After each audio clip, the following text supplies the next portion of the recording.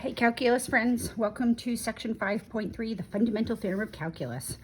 The fundamental theorem of calculus has two parts, typically called part 1 and part 2.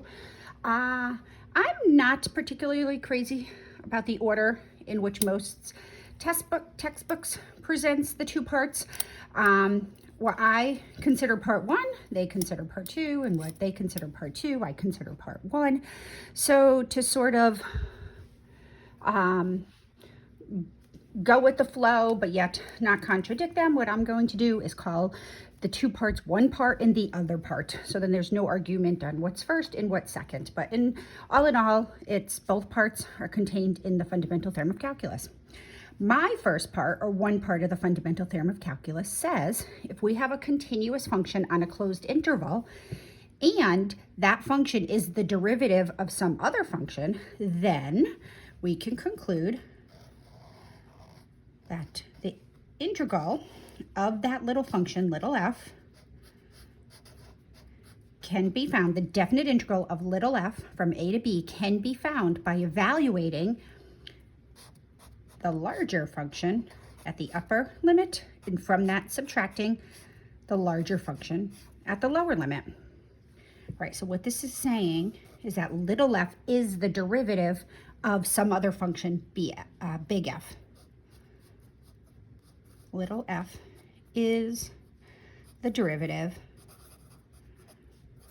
of some function, big F, or equivalently, or big F is any antiderivative of little f.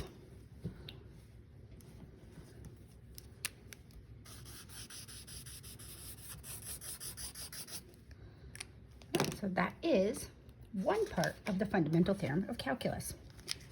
So let's put this to work. We did this previously using geometry. We saw that if we graphed the function 2x, remembering that a definite integral is just talking about the area under the curve over the x-axis. So here, this is y equals 2x.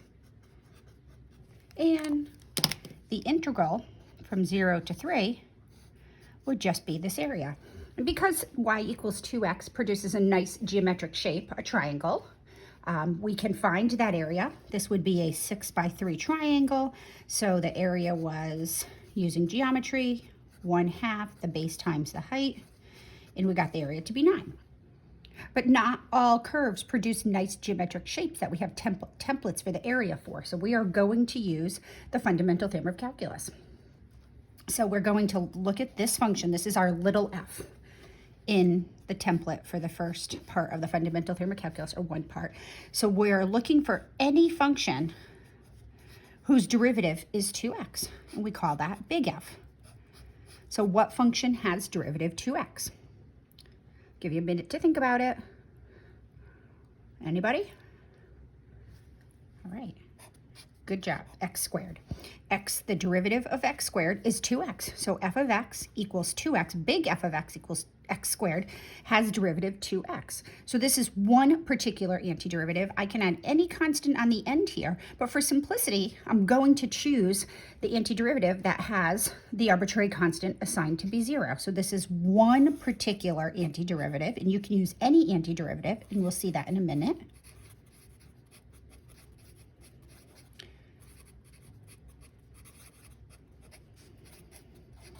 So this is just one particular antiderivative. So the fundamental theorem of calculus says, if we are looking to evaluate the definite integral from 0 to 3 of 2x dx, we can just plug in 3 into the antiderivative, and from that subtract 2 into the antiderivative. Well, remember, f of x, we found the antiderivative to be x squared. So we're going to do, well, 3 plugged into here is 3 squared. Minus 0 plugged into the antiderivative is 0 squared, which is 9, which is what we got when we did it geometrically. All right, so we typically don't write it exactly like this. Notation, So this is how we would typically do this process. Instead of doing this separately from this, we would take the integral, and right next to it, we would just write this function or any particular antiderivative of x, 2x. So I would put the x squared right here. So instead of putting f, I would actually put what f was. So I would say the definite integral of 2x dx from 0 to 3 is x squared.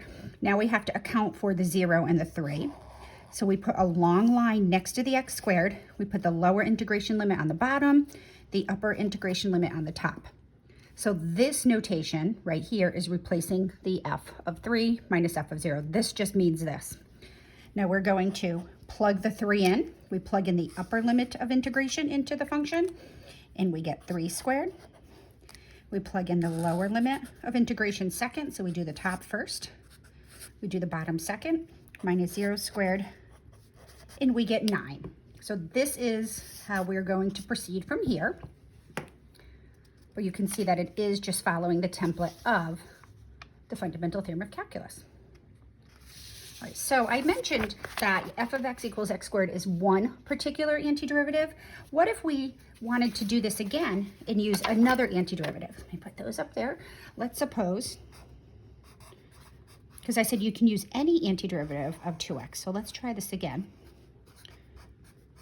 Maybe you're wild and crazy and you like to throw in constants other than 0. Adding 0 clearly gives us the simplest antiderivative. We like working with 0, but let's suppose you like lucky 13. Do you agree the derivative of x squared plus 13 is still the integrand 2x? Okay, we're good. So now we're going to do 0 to 3. Now we're going to plug in 3 into this function everywhere we see x first. So it's going to be 3 squared plus 13. I'm just going to put this in parentheses to keep everything in order. And then we're going to stick the 0 in second. So from that, we're going to subtract the lower limit of integration plugged into the antiderivative, 0 squared plus 13. So notice we get 9 plus 13 in this set of parentheses, minus 0 plus 13 here. Now we eliminate the parentheses, 9 plus 13, subtract each term in the second part here, 0, and then minus 13. So notice that 13 just goes away anyway. 0 is still 0, and we still get 9. So no matter what we put here, if I changed it to 113, this would be 113 here, here, here, here, here, and they would still cancel out. So we typically tend to just assign the arbitrary constant value to be 0, because when we stick in the upper and lower integration limits, the constant is irrelevant. It's just going to cancel out in the end. So in any case, no matter what antiderivative we use, the definite integral from 0 to 3 of 2x dx is 9, period. All right, let's do another one, because these are fun. All right, let's integrate the same function and think back to what we did in the last section when we had to do this using areas. When we look at the function 2x, and we integrated from 2 to 3, it was a little more challenging geometrically, not impossible, but we want to know the area from 2 to 3 under the function 2x, but over the x-axis. So previously what we did is there were several ways to do it. We could use the trapezoid rule. We know that if you know the template for the area of a trapezoid, it was 1/2 the sum of the heights times the base. Or we could have found the area of the big triangle and subtracted the area of the little triangle and gotten that. Or we're going to now use calculus and use the fundamental theorem of calculus. The fundamental theorem of calculus says the definite integral from 2 to 3 of 2x dx is equal to, we'll find any antiderivative of 2x, x squared plus any constant is the family of antiderivatives, and we'll choose that constant to be 0. But this time, our integration limits are 2 and 3. So now we're going to plug in the upper integration limit, 3 squared, into the antiderivative, minus the lower integration limit, 9 minus 4, and the final answer is 5. So you can go back and check with the previous work we did using triangles, but in any case, no matter how you do it, using geometry or calculus, the integral of 2x dx from 2 to 3 is just 5. All right, good job. Let's keep going. All right, we also talked in the last section about how area under the x-axis, between the curve that falls under the x-axis, is considered negative area. So let's just show how the integral is still going to produce that result for us. So last class, this is still just a triangle, so we could do this using geometry. So here's my function, y equals 1/2 x. Right, and this time we're going from 0, -4 to 0. So we're looking for this. Again, we could use geometry. We found the area previously, but today we're going to use the fundamental theorem of calculus. So be careful, because sometimes the simplest problems produce the trickiest. They can be the trickiest. They produce problems for us. So let's see. The antiderivative of 1/2 x dx. So now here is where practicing antiderivatives will come in handy. What function has derivative 1/2 x? Well, this is a little bit tricky. Be careful. We're not taking the derivative of this. We're looking for a function whose derivative is this, which is very different. Right, how would we go about this? Well, let's recall, if we have the function was x, the antiderivative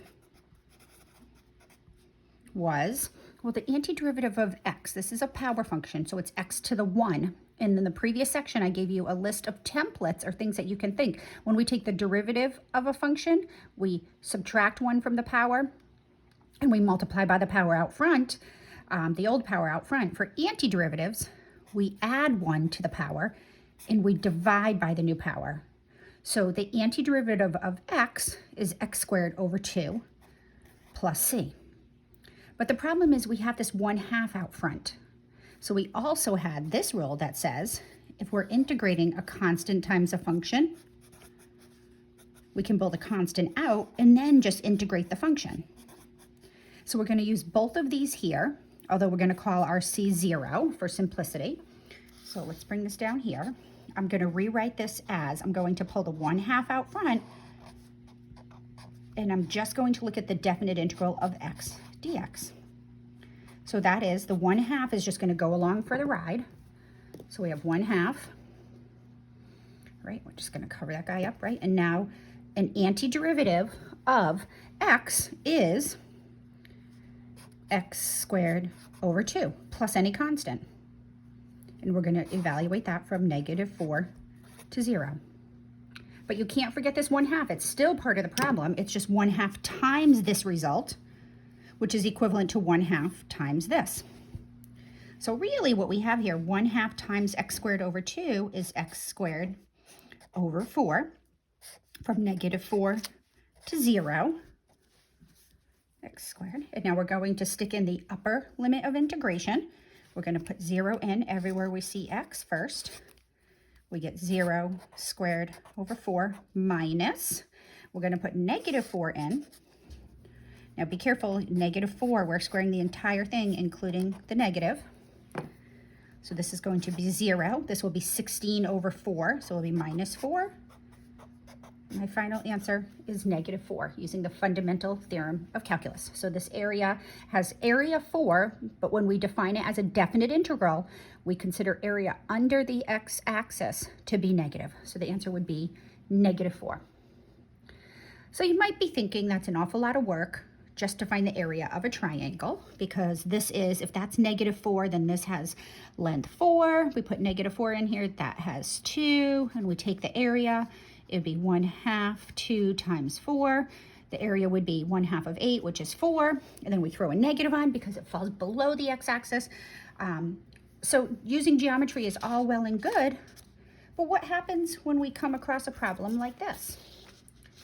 Suppose we're looking for the area from 1 to 5 under x squared. So if you backpedal to section 5.1 and you look at this, the graph of x squared, even though it is a beautiful geometric shape, there is no template to find the area under a parabola. So we're looking for this area right here. We used rectangles to approximate that area, But now, using calculus, we can find that area exactly. So there's no nice geometric template that we can use to find this area. But calculus, woohoo, gives us the answer. 1/5 x squared dx. Well, my favorite antiderivative of x squared, well, remember this is just a power function, so we add 1 to the power when we're taking antiderivatives, and we divide by the new power.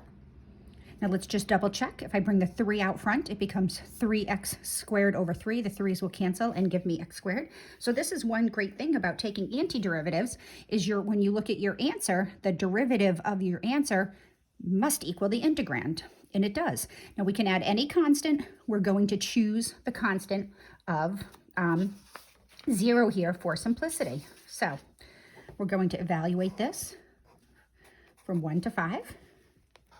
So we're going to stick 5 in first. We get 5 cubed over 3, minus stick the 1 in, 1 cubed over 3, which is 125 thirds, minus 1/3, which is 124 thirds.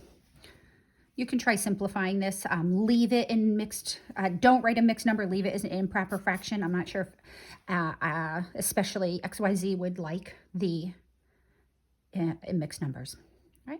So this area is 124 thirds, which is approximately equal to about 41 1/3, right? And if you go back and look at our approximation, I think we said based on our rectangles that it was somewhere between like 30 and 50 or 30 and 54, and that's it. That's the exact value of that area. So isn't this fun? Let's keep going. Let's use the fundamental theorem of calculus to evaluate the area under the function 2x plus 3 above the x-axis between this function, which happens to be above the x-axis in this case. This one does lend itself to geometry, but I promise you it's a lot easier, right, to use calculus here.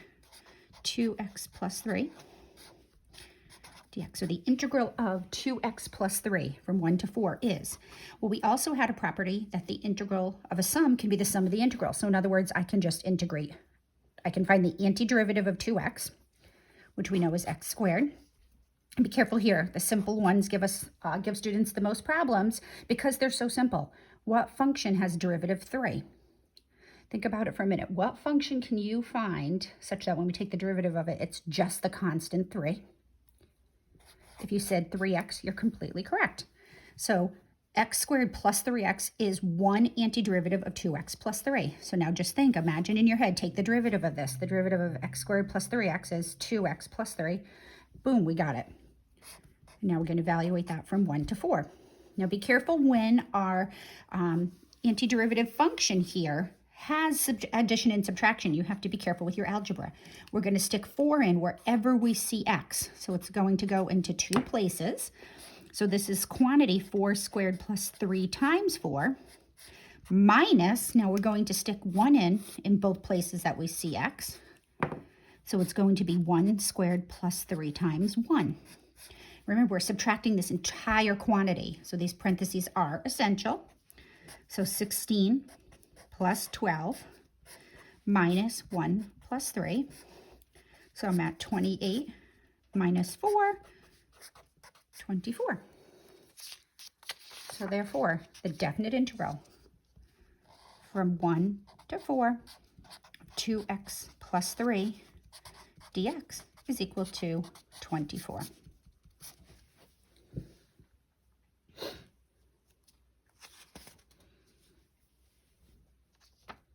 All right, moving right along. Use the fundamental theorem of calculus to evaluate the integral from 0 to pi of sine x dx. So we're looking for a function whose derivative is the sine of x. My integrand is sine x. What we are looking for in the grand scheme of things here, if we look at the graph of the sine function, it looks like this, right? Forever. And we are looking for, here's 0, here's pi. We're looking for the area of one of those bumps in the sine curve. Well, we're looking for a function whose derivative is the sine of x. So what function has derivative the sine of x? Well, maybe you said the cosine of x. If you said the cosine of x plus any constant, you're so super close. But be careful. If you remember, the derivative of any trig function that starts with c is negative. That is, the derivative of the cosine function is the negative sign. We don't have negative here, but we can compensate for that by throwing a negative out front here. The derivative of the regular cosine is the negative sign, but the derivative of the negative cosine would be the positive sign. We can add any constant, but we're going to call that constant 0. 0 to pi. So now we're going to stick in negative cosine of pi minus negative cosine of 0. Be super careful with all your negatives here.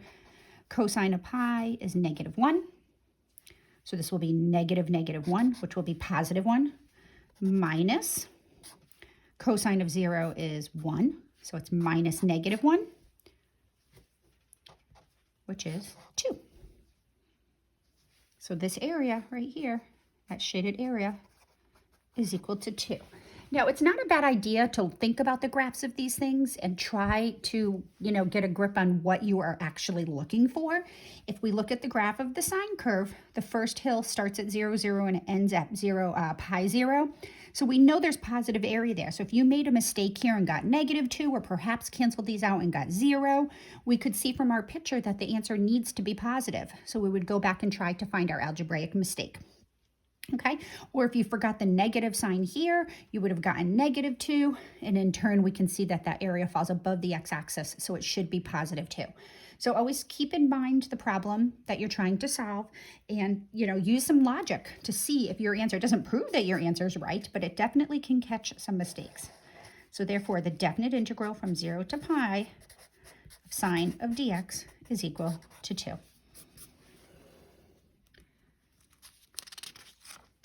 All right, keeping in the spirit of trig functions, let's do this same problem, but let's integrate from 0 to 2 pi and see what happens.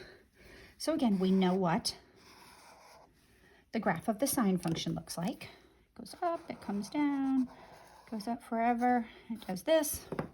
Here's pi, here's 2 pi right here. So we are looking for this area. So what's going to happen when we have both a positive area and negative area? What do you expect what's going to happen there? We already know that this little area in here is 2. So if you had to use common sense, what do you think that area is?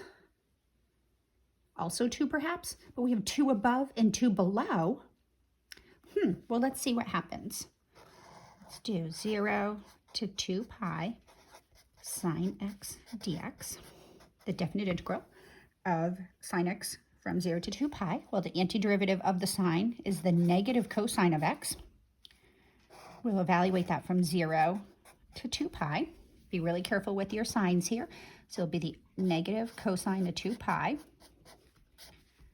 minus the negative cosine of 0. Cosine of 2 pi is 1. Cosine of 0 is 1. So we get -1 minus -1, which is -1 plus 1, which is 0. All right, so this sometimes can be confusing because you definitely see area there, but remember, area below the x-axis is considered negative. And this curve has that symmetry property that the size of the hill in the sine function is the same size as the hill that falls below the x-axis. So this area is considered to be -2. So if we see what's going on between 0 and 2 pi, the 2 cancels out with the -2, and the area would just be 0. So if we now integrate the sine function from 0 to 2 pi, the outcome is 0.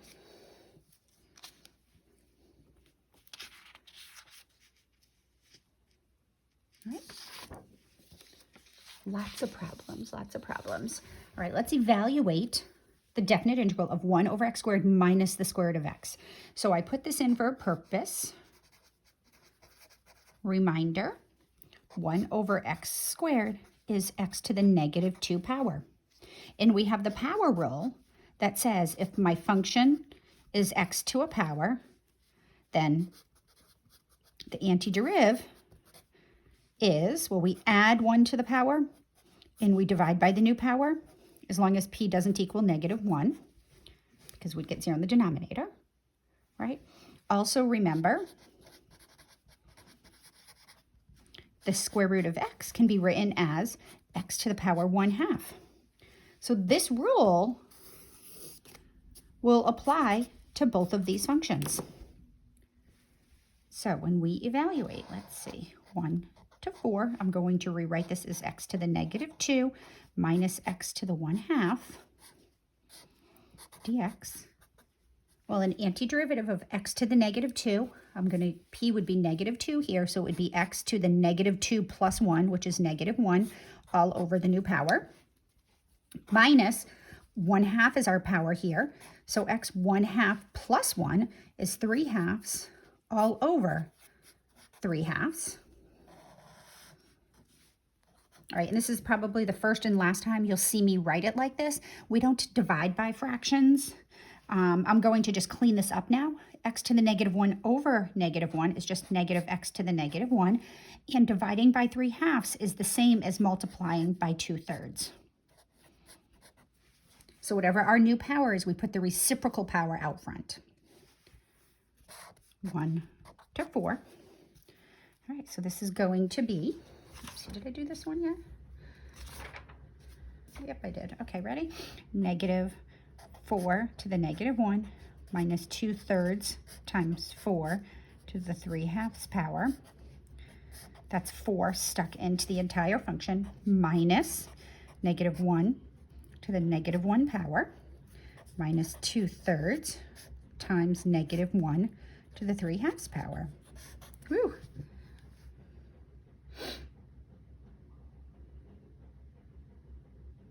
Oops, nope, don't do that. It's +1. I'm like, what am I doing here? Sorry, don't make that mistake. I put 4 in here. So 4 goes here and here, and it's +1 here.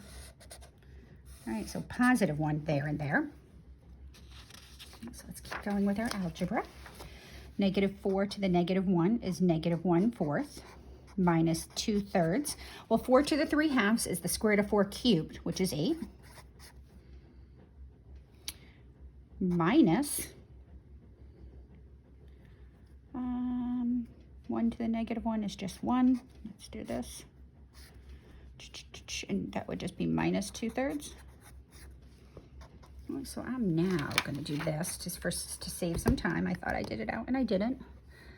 -1/4 minus 2/3 times 8 minus 1 plus 2/3.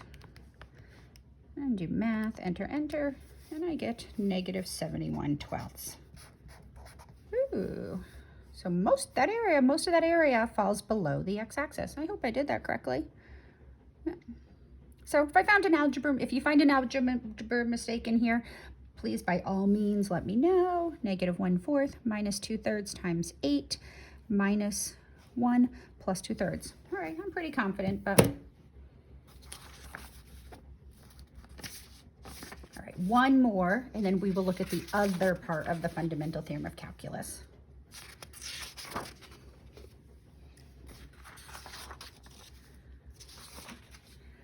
Right. Don't let things like this freak you out. Secant squared x dx.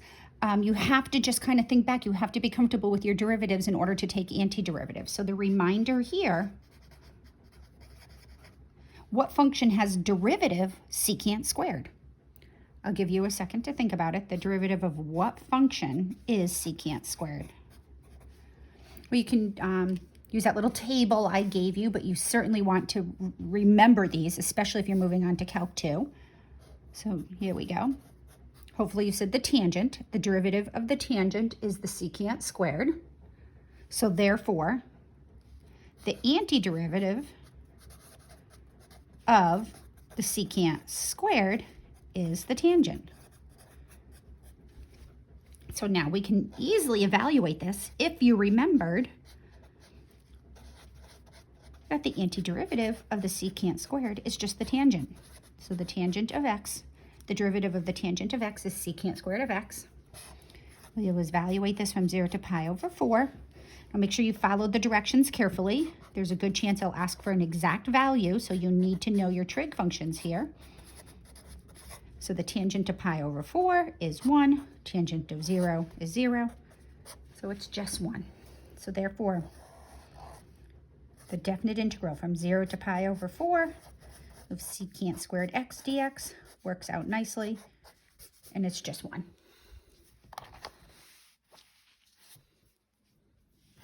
All right, let's wrap this section up by talking about the other part of the fundamental theorem of calculus. I want to say, in the grand scheme of things, you know, we use the first part, the part that I introduced first, a lot more often in our lower level calculuses. The second part, or the other part of the fundamental theorem of calculus, I really didn't see to prove to be useful until I started taking more higher level math, but it is important. It is a part of the fundamental theorem of calculus. So before I just give you the result, I'm going to show you sort of where it stems from, or if you can see where it stems from. All right, we can define a function however we want. In this particular situation, we're going to define the function g of x to be an antiderivative whose upper limit of integration is the input. So g of x is the definite integral from 1 to x of 2t dt. When you have a definite integral, the variable of integration is irrelevant, because when we integrate and we're going to replace the upper and lower limits for where we see t or a or y or whatever. So this x is different. We didn't put x's here because we didn't want to confuse the two.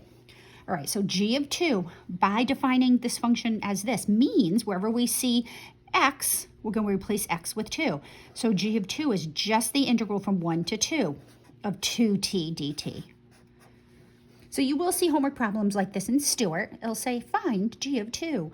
And it's just asking you for the antiderivative, or the integral, from 1 to 2 of 2t dt. Or perhaps they'll give you a graph or something. I'm sure I'll have questions and I'll look forward to answering them. Now let's evaluate this. A function whose derivative is 2t, we've done this a million times, would be t squared. Remember, my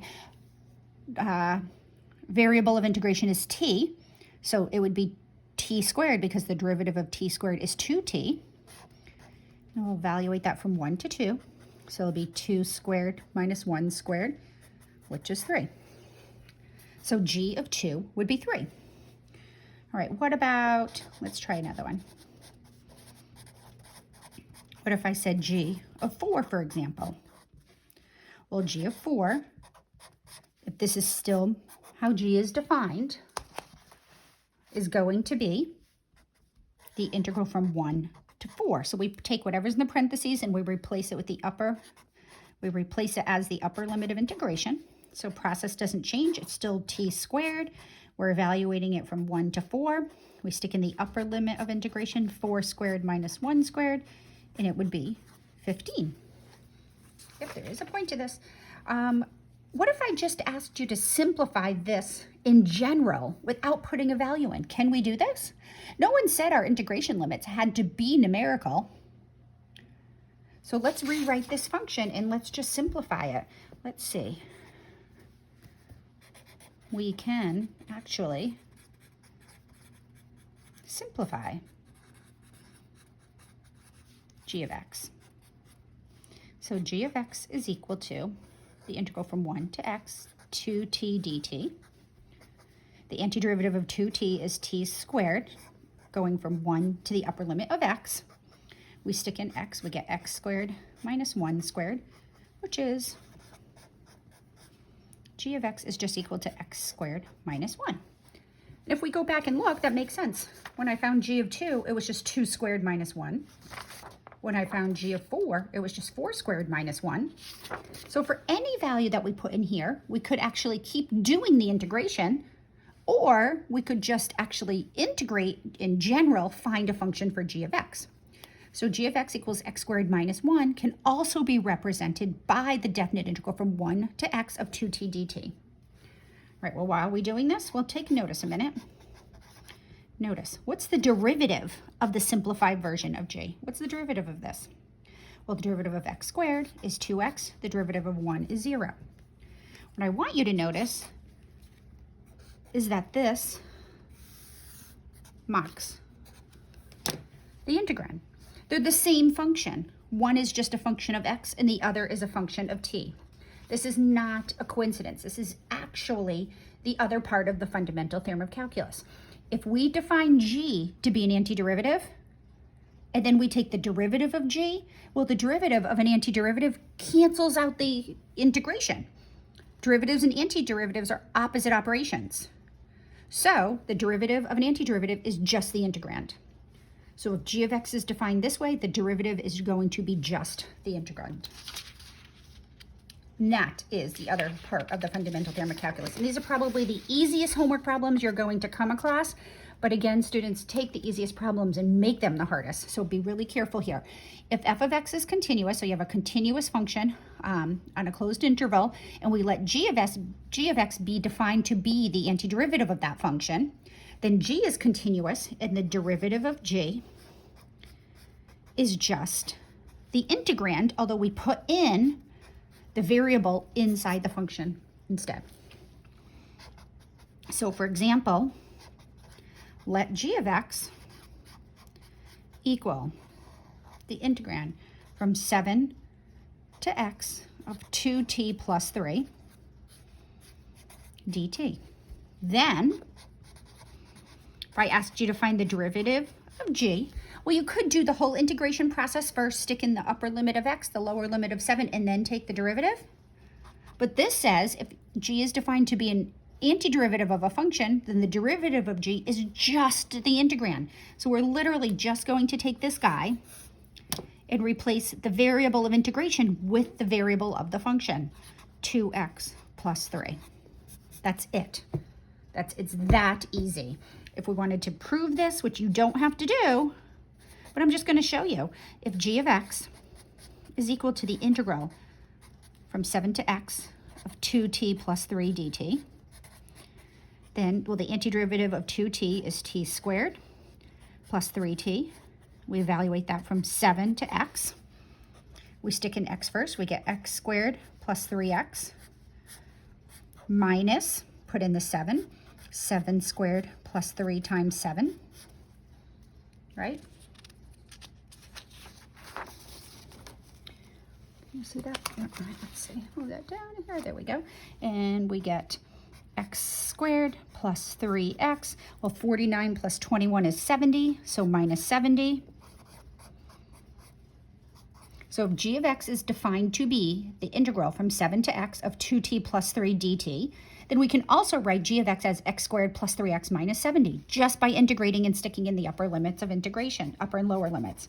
Then when we take the derivative of g, well, the derivative of x squared plus 3x minus 70 is 2x plus 3. Oh, check that out. That is our integrand right here. Again, not a coincidence. So what this part of the fundamental theorem of calculus is saying is you can skip all of this stuff. If you have a function that's defined to be the integral of another function, then its derivative is just the integrand. Just stick in the appropriate variable. Right, that being said, here p is defined to be, p is defined to be the integral of sine t minus t squared from 7 to x. I don't know why I use 7 again. Let's change that. Let's do 17 because that doesn't even matter, okay? Right, so the derivative is, according to the fundamental theorem of calculus, the derivative of p, the derivative of an antiderivative is sine of x minus x to the 10th. That is it. It's just this with this, the variable, plugged in. So don't make this harder than what it is. The derivative of an antiderivative is just the integrand. Let z be the integral from 2 to x of this whole mess. So z prime of x is literally just going to be the integrand with x replaced. 4x to the 20th minus secant squared of x. No integration necessary. The second part of the fundamental theorem of calculus says you do not need to do the integration. Just stick in the variable into the integrand. All right, kids, that is 5.3. We're so close to the end here. Let's see, what do I have for you to do? Read 5.3, exercises 3, 19 to 47 odd. This must have been an afterthought. 5, 7, 9, and 67. And then XYZ, 5.3 exercises. All right, catch you in the next section.